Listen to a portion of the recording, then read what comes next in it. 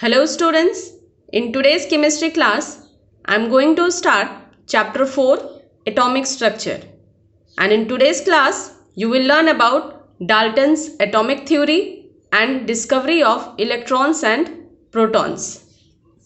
Students, you have already studied a lot of things about matter and you know its definition that matter anything which occupies space and has mass. But do you know this?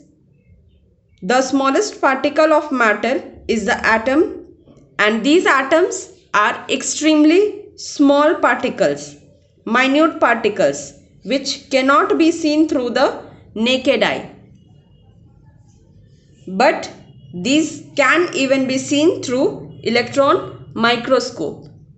In ancient time, Indian and Greek philosophers were puzzled about the nature of matter, and then gradually idea developed that all matter must be made up of some basic elements.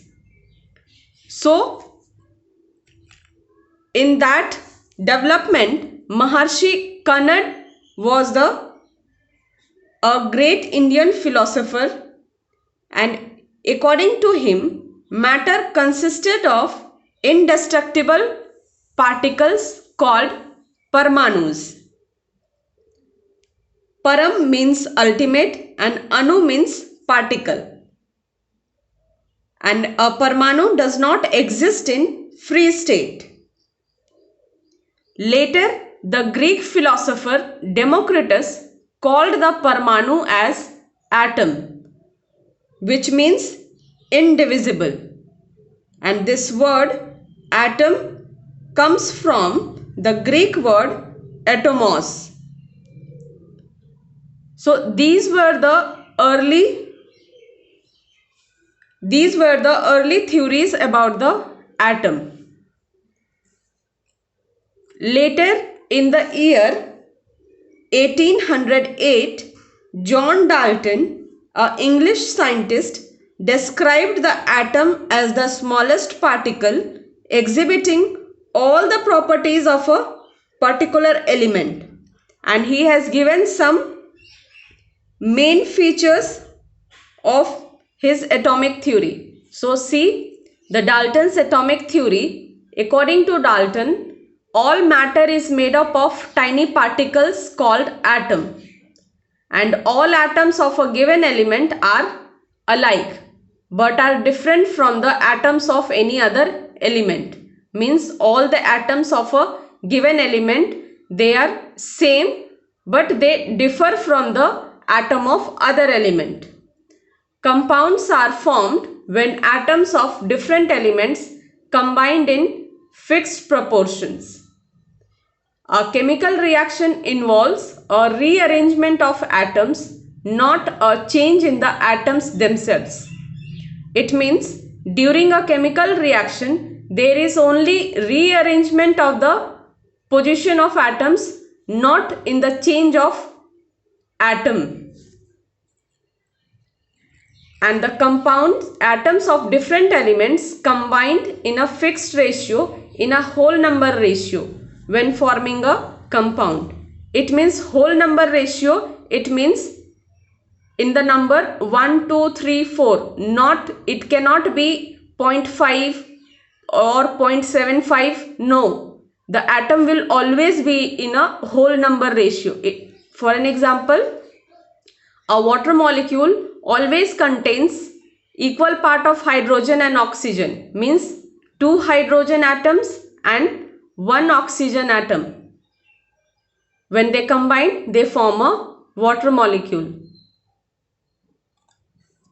These are the main salient features of Dalton's atomic theory. Now, the discovery of electrons. In the late 19th and the early 20th century showed that atoms are divisible, that there are some smaller particles present in the atom which are very small, and these particles are also called fundamental particles or subatomic particles. So first in the year 1897, J.J. Thomson performed an experiment and discovered electrons. The electron was the first fundamental particle that was discovered. The credit for its discovery of the electron and its properties goes to J.J. Thomson, based on his experiments carried out in a discharge tube. He suggested that electrons are necessary constituents of all atoms. So what was his experiment? See, J.J. Thomson performed an experiment in a electric discharge tube. Discharge tube means a heavy glass tube. You can see in this picture, this is glass tube, and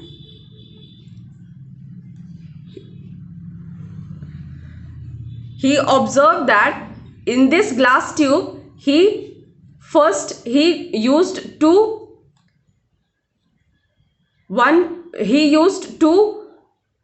electrodes. One is cathode and another one was anode, and these two were connected with a power supply, and this discharge tube is filled with a mixture of air at a very low pressure, and generally it consists of mercury. And when power is supplied to this electrodes, the cathode rays, means the negative electrode, emit some rays, and these rays moved towards the positive end of the tube. Through this experiment, he observed that when an electric current of high voltage was passed through a discharge tube containing a gas at very low pressure, rays were emitted from the negative terminal called cathode. So that's why he called these rays as cathode rays, because these rays were emitted by the cathode end. Then later he studied the characteristics and the constituents of the cathode rays and concluded that cathode rays consist of negatively charged particles present in the atom of an element.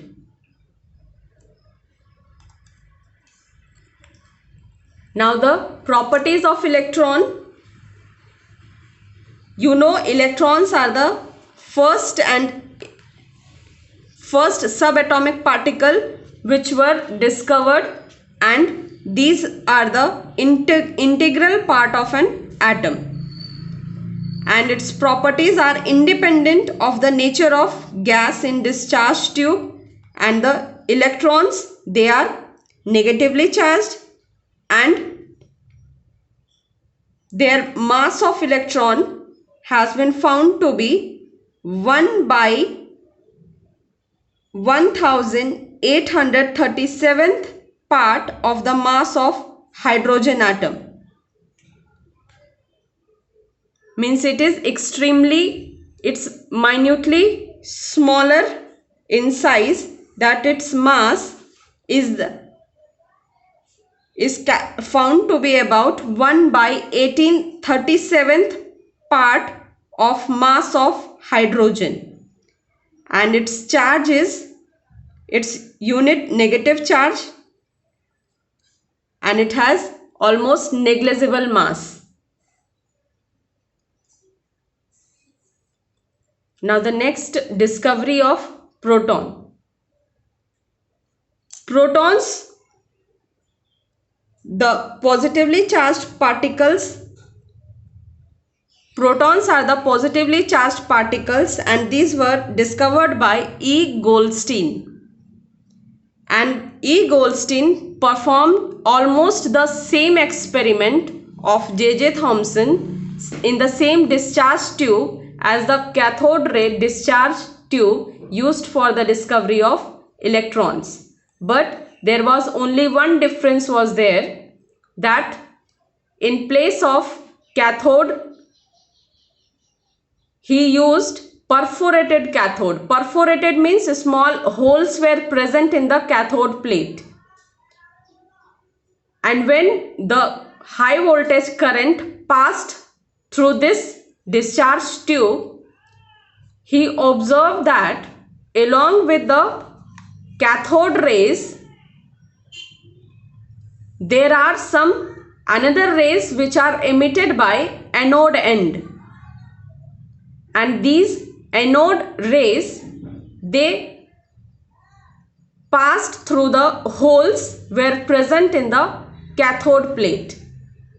As they passed the hole, he called them canal rays because they moved along with the canal present in the cathode plate.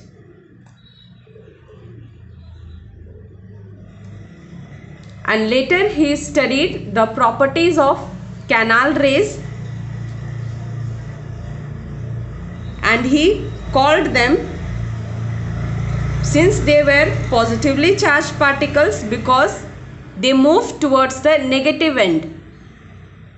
So it was clear that they were positively charged because opposite charge attracts each other.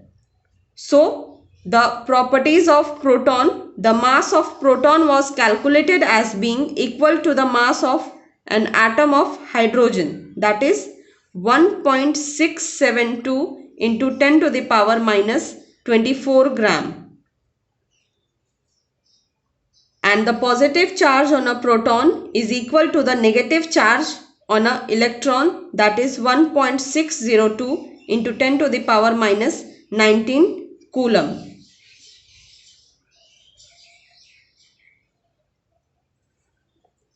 After the discovery of protons and electrons, the question arose that how protons and electrons were arranged in an atom. Then in this context, the first model was given by J.J. Thomson and it is known as plum pudding model. According to Thomson atomic model, also called as plum pudding model, the atom is a sphere of uniformly distributed positive charge. You can see in the picture, this is a sphere of positive charge in which electrons are embedded here and there embedded in a regular pattern like raisins in a plum pudding to neutralize the positive charge. If you will consider the atom as a watermelon, then the fleshy part, you can consider the fleshy part as positive charge and the seeds which are embedded in the watermelon, you can consider them as electron. So this model, this theory was given by Thomson and this is called as plum pudding model.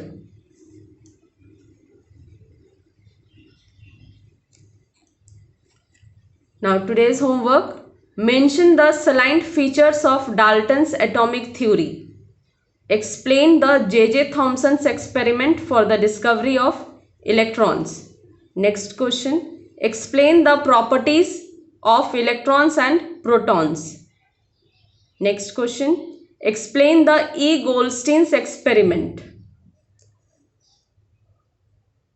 Write these answers in your chemistry notebook and first go through the chapter, then only attempt these questions. Thank you.